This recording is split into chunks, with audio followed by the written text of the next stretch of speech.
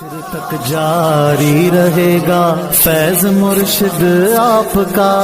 فیض کا دریا بہایا ہے امام محمد رضا، ہے بدرگاہ خدا تار عاجز کی دعا، ہے بدرگاہ خدا تار عاجز۔ وعلیکم السلام ورحمۃ اللہ تعالی وبرکاتہ۔ یہ جو پوسٹ چل رہی ہے تو جیسا کہ قرآن عظیم کی اصل میں ایک آیت کریمہ ہے جس میں رب تبارک و تعالی اپنے بندوں کو حکم فرماتا ہے کہ وَاعْتَصِمُوا بِحَبْلِ اللَّهِ جَمِيعًا وَلَا تَفَرَّقُوا، کہ اللہ فرماتا ہے کہ تم سب مل کر اللہ کی رسی کو مضبوطی سے تھام لو اور تفرقہ بازی نہ کرو، یعنی فرقے میں نہ بٹو۔ تو یہ پوسٹ کسی وہابی نے بھیجی ہے، غالباً کسی سنی نے تو نہیں بھیجی ایسا، کیونکہ نام اور انداز سے ظاہر ہو رہا ہے۔ اور کہا جا رہا ہے یہ پوسٹ کے جو ہے یہ آیت کو لکھ کر نیچے ایک سوال ڈالا گیا ہے کہ کیا ہے کوئی جواب اس کا، تو اس کا جواب بہت مختصر سا ہے، اور تفصیل میں اگر جواب دے تو پھر کئی گھنٹوں کا بھی ہے۔ مختصر جواب یہ ہے کہ قرآن کی آیت بے شک حق ہے اور بالکل اپنی جگہ مسلم ہے، اس کا انکار جو ہے کفر ہے، اور فرقوں سے بٹنے کے لیے رب تبارک و تعالیٰ نے منع کیا، اللہ کے نبی نے بھی فرمایا، تاکید کی سرکار نے کہ فرقوں میں نہ بٹو، اور یہ بھی بتا دیا کہ میری امت میں 73 فرقے ہوں گے، اور جو بٹیں گا، جو ہٹیں گا، وہ جہنم میں جائیں گا۔ جو فرقہ واریت کی طرف نہیں جائیں گا، جو فرقوں میں نہیں بٹیں گا، جو فرقہ نہیں ہوں گا، وہی جنتی ہوں گا جو اصل جماعت سے جڑا ہوں گا، اہل سنت و جماعت سے اور مسلمانوں کی اصل سواد اعظم سے جو جڑا ہوا ہوں گا۔ جیسا کہ ترمذی شریف کے الفاظ ہے، یہ حدیث ابو داؤد، نسائی سبھی کتابوں میں آئی ہے تقریباً، اس کے بے شمار جو ہے حوالے ہیں، حتیٰ کہ 18 اجلہ صحابہ اکرام نے اس حدیث کو روایت کیا ہے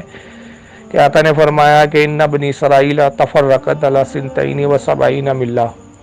کہ قوم بنی اسرائیل جو ہے وہ 72 فرقوں میں بٹ گئے۔ حضور فرماتے ہیں کہ قوم بنی اسرائیل 72 فرقوں میں بٹ گئے، وَأُمَّتِي تَفْتَرِقُ عَلَى 73 مِلَّةً، اور میری امت میں بھی فرقے ہوں گے تو 73 فرقوں میں میری امت بڑھ جائیں گی۔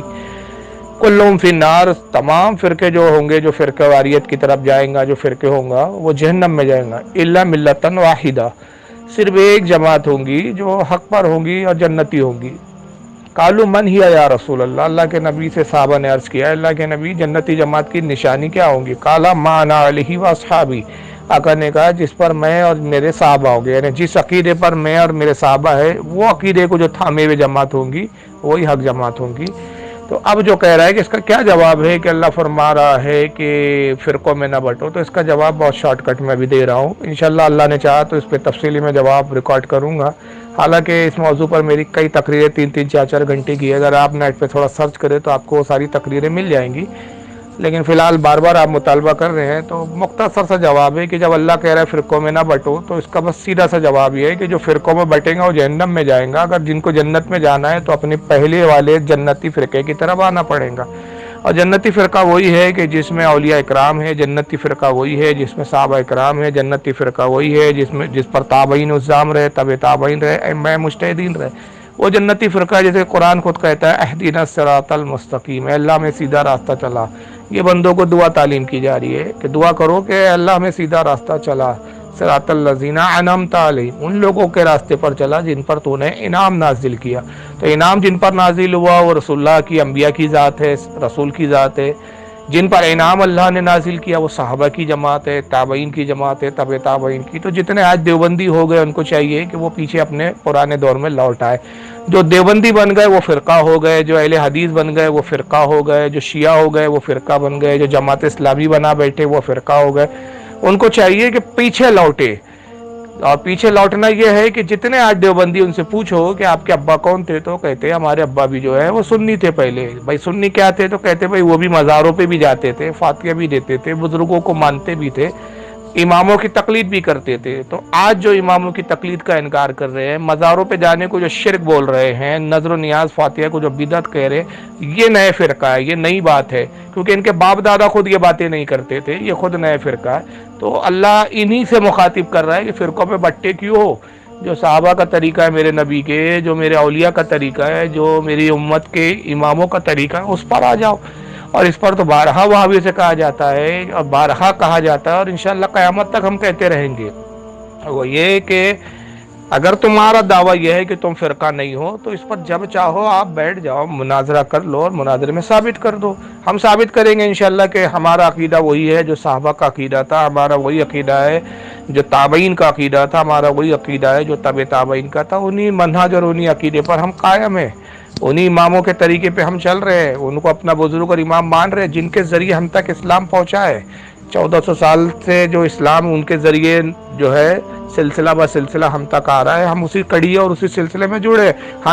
ہم جو ہے انمتا علیہم والی جماعت پر جو ہے ان کے نقش قدم پر قائم ہے، کیونکہ قرآن نے خود کہا ان کے نقش قدم پر چلو، ان کے پیچھے پیچھے چلو، اپنے 1.5 اینٹ کی جو ہے مسجد مت بنا لو، غیر مقلد مت بن جاؤ کہ ہمیں امام کی ضرورت نہیں ہے۔ قرآن کہہ رہا ہے ان کے راستے پر چلو، اور یہ کہہ رہے نہیں ہم تو ڈائریکٹ قرآن پہ چلیں گے۔ ارے بھائی قرآن خود کہہ رہا ہے، جس قرآن پہ آپ چلنے کی بات کر رہے ہو قرآن ہی خود کہہ رہا ہے کہ تم قرآن اپنی طبیعت سے مت سمجھو، اپنے ذہن سے مت سمجھو، میرے نبی کی حدیثوں کو اپنے دماغ سے مت سمجھو۔ تمہاری اوقات نہیں ہے کہ تم میرے نبی کے کلام کو کما حق سمجھ سکو، تمہاری اوقات نہیں ہے کہ تم میرے کلام کو جو ہے کما حق سمجھ سکو۔ ان کو سمجھنے والے اور سمجھانے والی ایک جماعت میں نے پیدا کی ہے، اللہ فرماتا ہے، اور وہ جماعت کون سی ہے؟ انمتا علیہم، جن پر میں نے انعام نازل کیا۔ انعام نازل کیا اس لیے نازل کیا کہ وہ سمجھنے والے لوگ ہیں۔ اب تمہاری ذمہ داری ہے کہ اہدنا الصراط المستقیم، ان کے راستے پہ چلنے کی دعا بھی کرو، ان کے راستے پہ چلو۔ تو اب جو بزرگوں سے ہٹ رہا ہے تو دیکھو کہ کون ہے جو غریب نواز کے طریقے سے ہٹا ہوا ہے، سرکار غوث اعظم کے طریقے سے ہٹا ہوا ہے،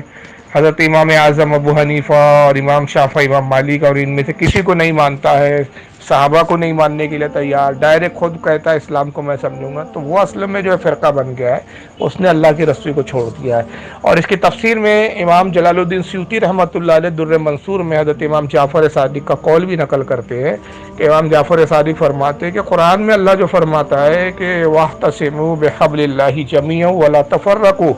کہ آپس میں فرقے واریت کی طرف مت جاؤ، اللہ کی رسی کو مضبوطی سے تھام لو۔ تو کہتے ہیں نہانو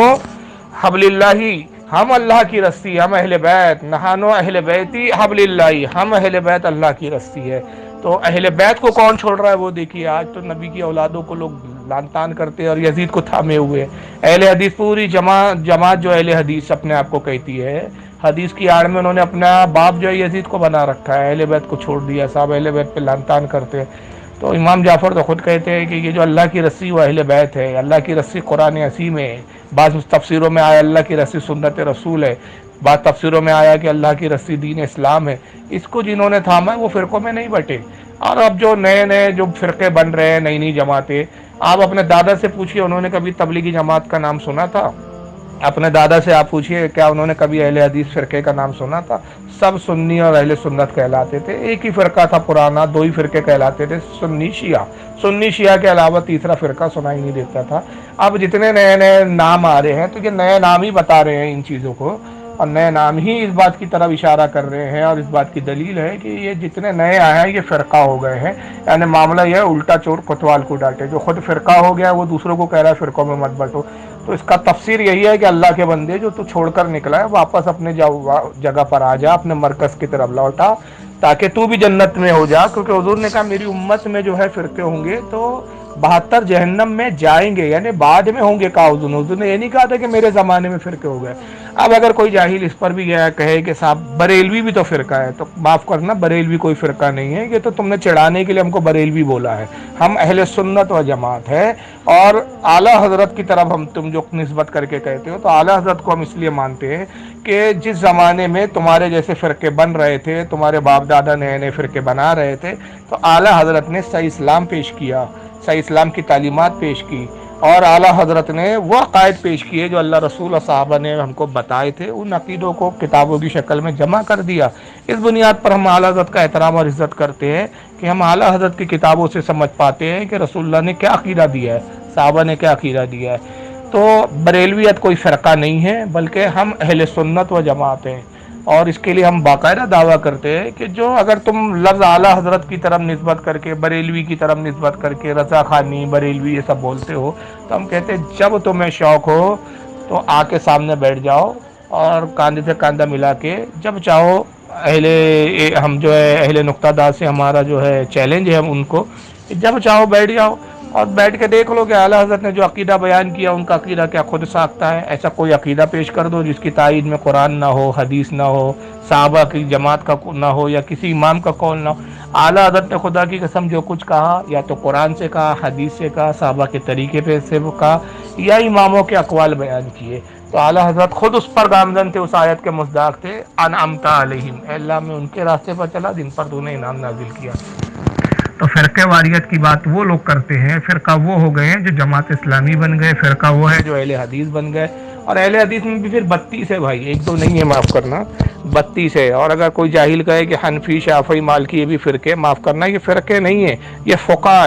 ہے، یہ مختلف فقہ ہے کہ جنہوں نے جس حدیث پر اعتماد کیا، جس حدیث پہ ان کو اعتماد محسوس ہوا، اس کے مطابق سنت پر عمل کیا۔ چاروں ائمہ کا جو مسلک ہے وہ سنت پر ہی عمل سکھاتا ہے۔ مثال کے طور پہ امام اعظم کہتے ہیں کہ رفع دین نہیں کرنا چاہیے، ان کے نزدیک وہ حدیث معتبر ہے کہ جس حدیث میں آیا حضور نے رفع دین چھوڑ دیا۔ امام شافعی کہتے ہیں نماز میں رفع دین کرنا چاہیے، ان کے نزدیک وہ حدیث معتبر اور قابل اعتماد ہے جس میں حضور کا رفع دین کرنا آیا ہے۔ تو تمام اماموں کے جو عمل ہے وہ حدیثی پر ہے، طبیعت پر نہیں ہے، حدیثی پر ہے۔ مگر جو ان سب سے ہٹ کر اپنے 1.5 اینٹ کی جو اینٹ مسجد بنا رہے ہیں اللہ، وہ فرقہ ہے۔ تو اس آیت کا سیدھا مطلب ہے کہ اے جماعت اسلامی والو، توبہ کرو، فرقے میں نہ بٹو، اہل سنت کی طرف لوٹ آؤ۔ اے اہل حدیثو، فرقے میں مت بٹو، اہل سنت کی طرف لوٹ آؤ۔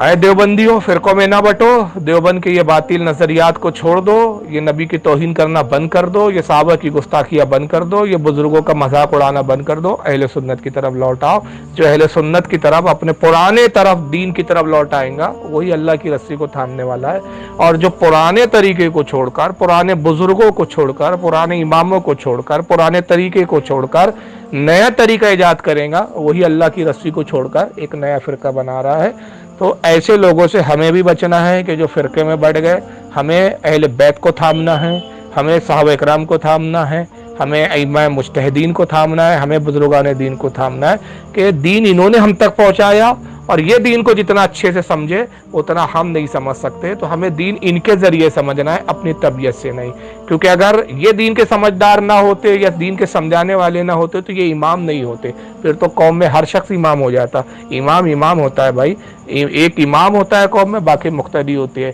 اور اس کی سب سے بڑی دلیل نماز ہے آپ کی۔